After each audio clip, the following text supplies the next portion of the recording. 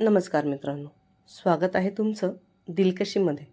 आजचा भाग आहे एका अशा प्रवासाचा जिथे भीती, जबाबदारी आणि हळूहळू उमलत जाणारं नातं एकदम अनपेक्षित वळण घेणार आहे. ध्रुवच्या आयुष्यातली करोडोची डील आणि कनकची उडण्याची भीती या दोन टोकांमध्ये उभं राहतं त्यांचं नातं. तो तिच्यासाठी किती पुढे जाईल आणि ती त्याच्यावर किती विश्वास ठेवेल. चला तर मग सुरू करूया. दिलकशी भाग 8. थोड्याच वेळात ध्रुवची गाडी घरापासून जवळ असलेल्या हेलिपॅडजवळ गेली.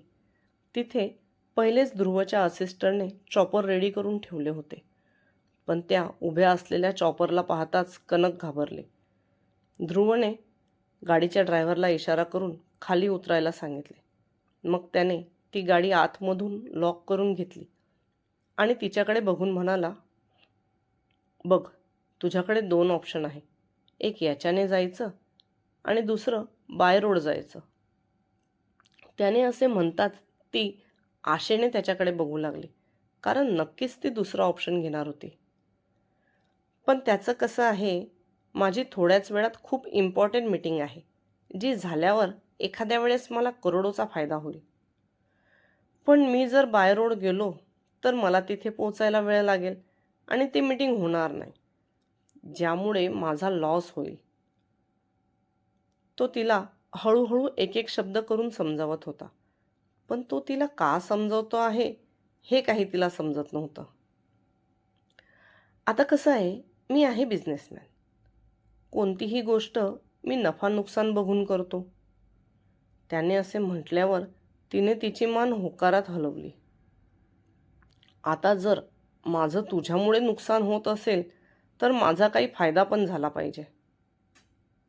तो तिच्या पूर्ण अंगावर नजर फिरवत म्हणाला आणि तिच्या कपाळावर आठ्यांचं जाळं पसरायला लागलं.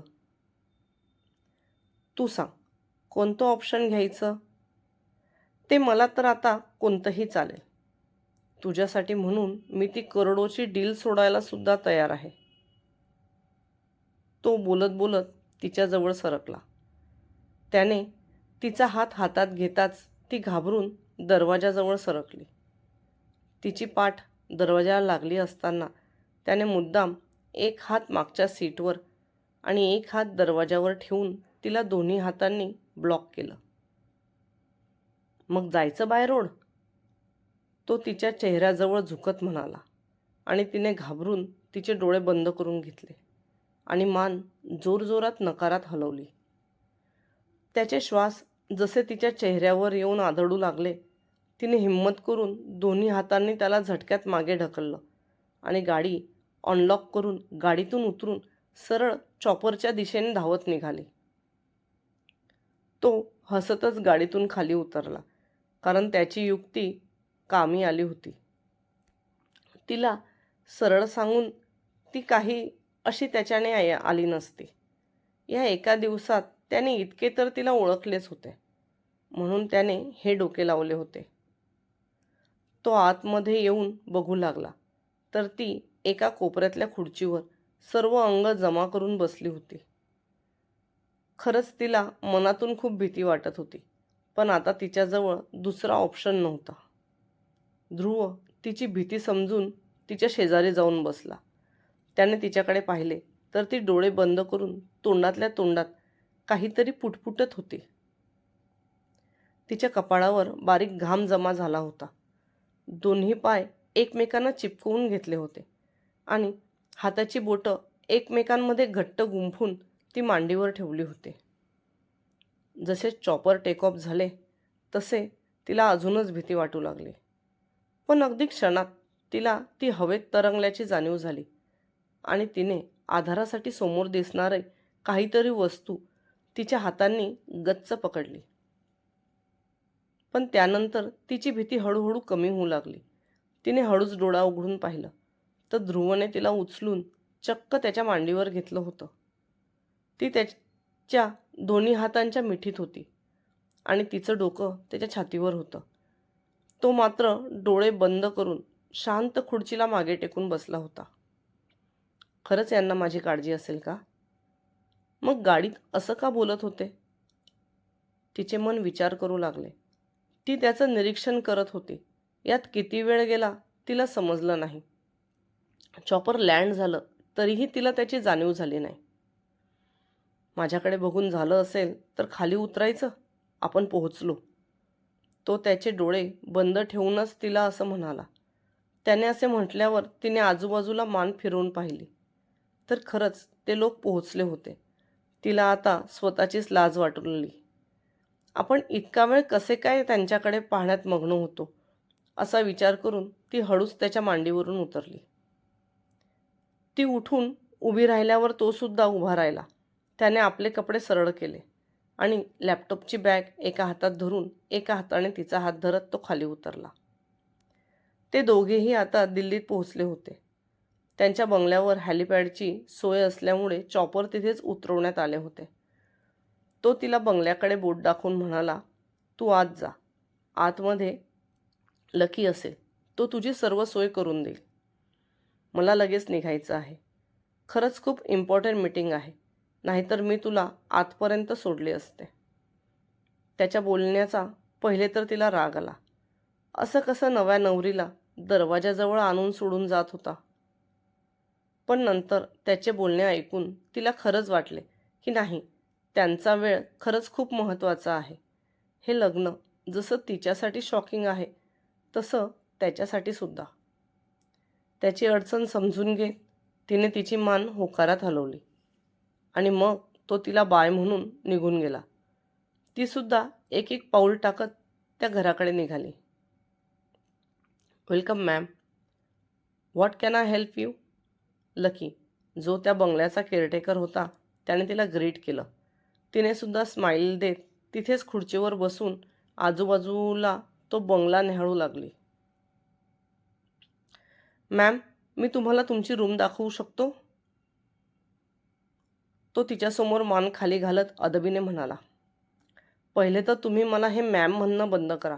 असं वाटतं मी कॉलेजमध्ये आहे आणि समोरचे स्टुडंट माझी रॅगिंग घेत आहे. तिचे बोलणे ऐकून त्याच्या चेहऱ्यावर हलकी स्माईल आली, पण त्याने ती लगेच दाबून तिला म्हटलं, सॉरी मॅम, पण सरांची तशी ऑर्डर आहे. मग त्यांना म्हणा काय म्हणायचे ते, मला कनकच म्हणा.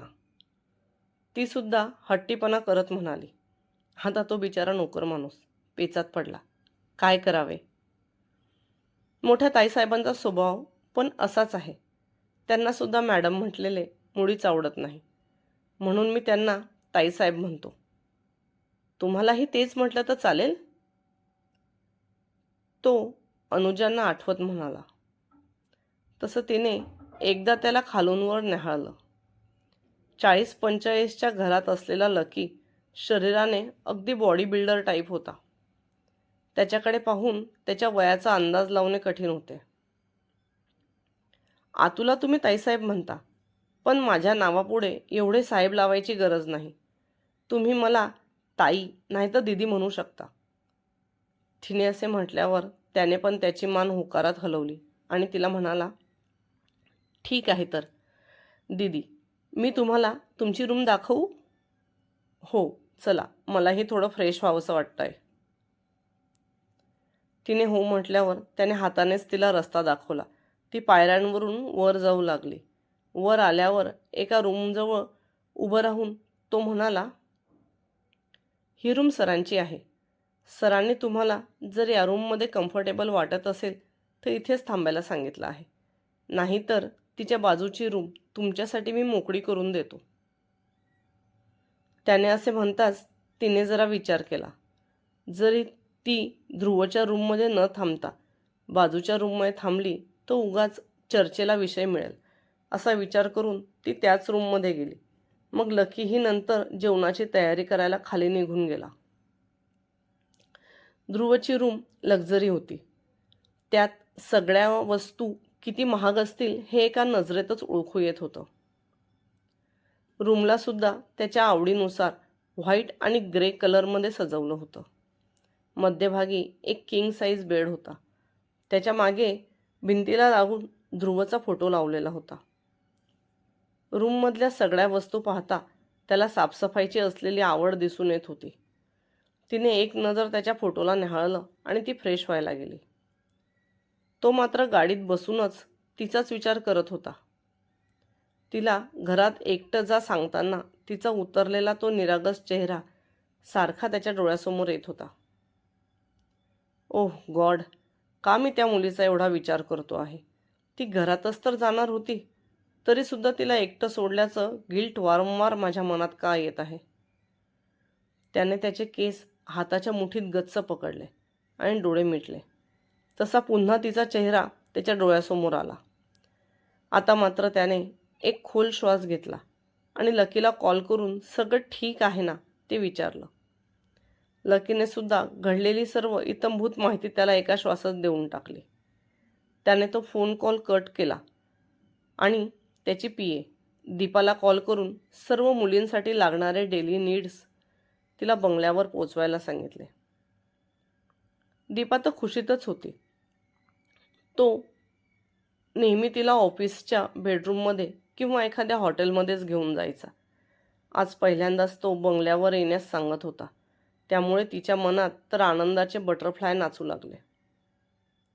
मीटिंगची तयारी ऑलरेडी झाली असल्याने तिने लगेच तिची पर्स उचलली आणि शॉपिंगसाठी गेली.